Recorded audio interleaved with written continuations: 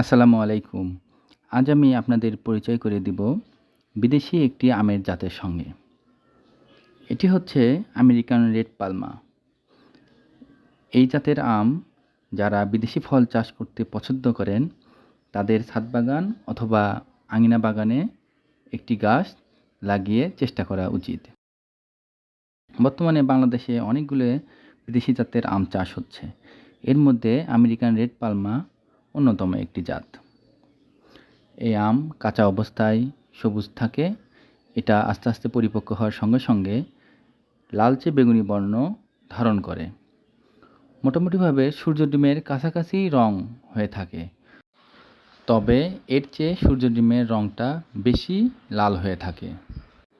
আপনি যদি আমের সাইজের কথা চিন্তা করেন, তাহলে দেখবেন সূর্য ডিমের চেয়ে আমেরিকান রেড পালমার সাইজটা বেশ বড় এবং দেখতে গোলাকার, আর সূর্য ডিমটা একটু লম্বাটে টাইপের হয়ে থাকে।